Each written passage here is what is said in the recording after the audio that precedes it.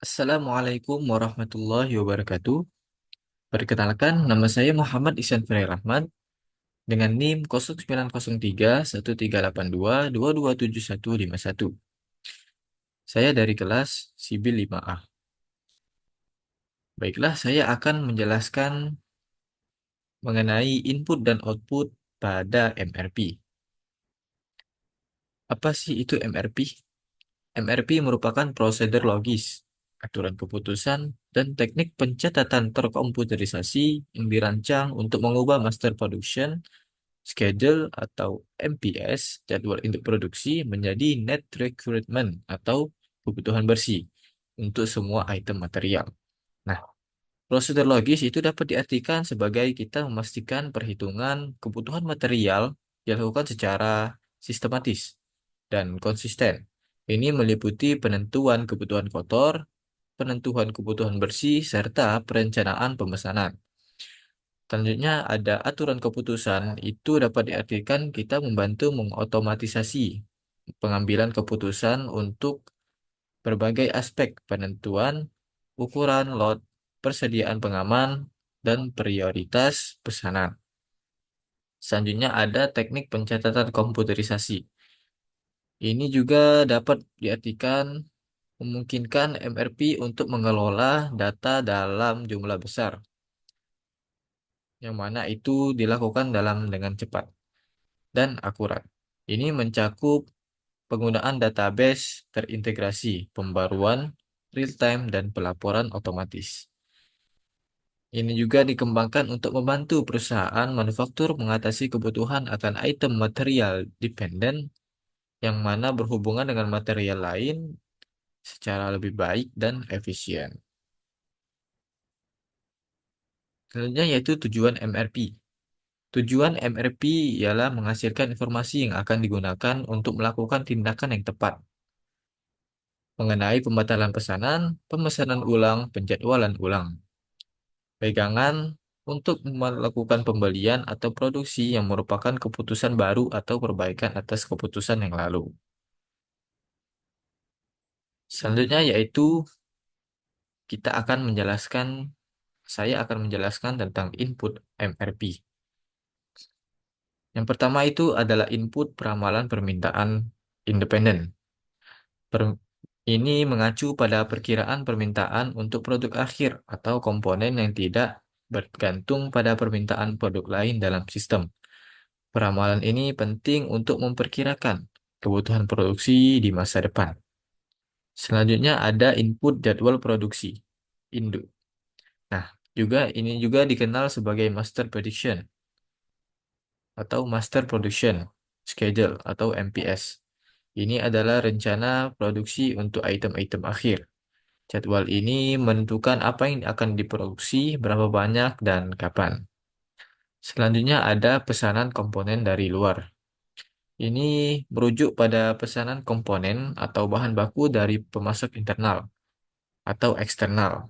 Informasi ini penting untuk memastikan kesediaan bahan yang diperlukan untuk produksi.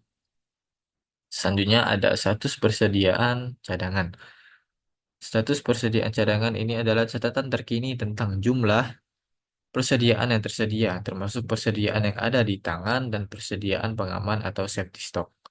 Selanjutnya yaitu ada struktur produk. Ini juga sebagai Bill of Material atau BOM. Ini adalah daftar terperinci dari semua bahan baku, komponen, dan subrakitan yang diperlukan untuk membuat produk akhir beserta jumlahnya. Semua input ini diproses oleh sistem MRP untuk menghasilkan rencana kebutuhan material yang komprehensif. MRP menggunakan informasi ini untuk menghitung kebutuhan bersih, menentukan jadwal pemesanan, dan mengoptimalkan tingkat persediaan. Perlu juga dicatat bahwa keakuratan dan ketepatan waktu dari semua input ini sangat kritis untuk efektivitas sistem MRP. Jika salah satu input tidak akurat atau tidak up to date, hal ini dapat menyebabkan ketidakefisienan dalam perencanaan produksi dan manajemen persediaan. Selanjutnya yaitu output MRP. Nah, yang pertama itu ada output pemesanan pembelian.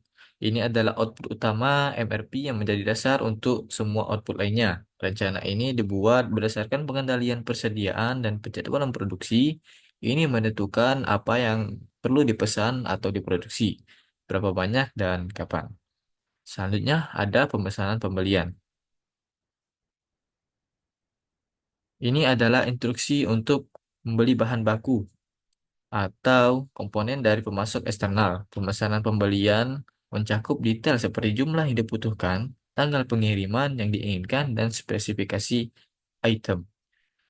Selanjutnya ada output pesanan kerja atau produksi.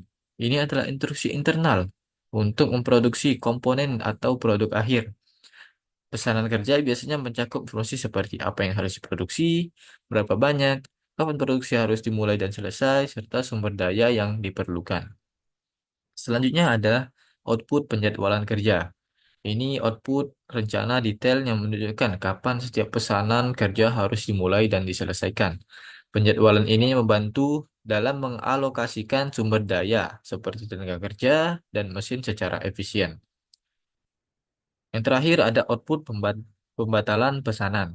Kadang-kadang MRP mungkin merekomendasikan pembatalan pesanan yang sudah ada jika terjadi perubahan dalam permintaan atau kondisi produksi.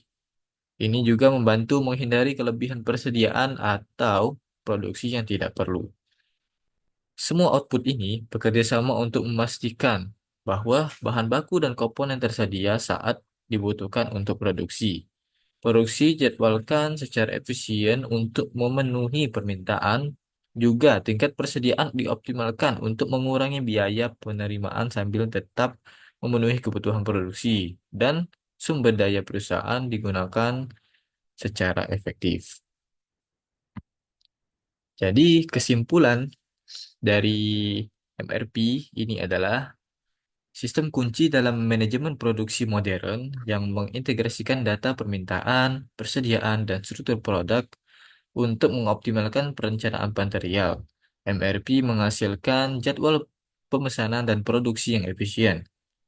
Itu MRP juga membantu perusahaan mengurangi biaya persediaan, meningkatkan efisiensi produk, dan merespons cepat terhadap perubahan pasar. Meskipun implementasinya yang menantang, MRP secara signifikan meningkatkan koordinasi operasional dan daya saing perusahaan yang manufaktur. Mungkin itu saja yang dapat saya sampaikan. Saya tutup. Wassalamualaikum warahmatullahi wabarakatuh.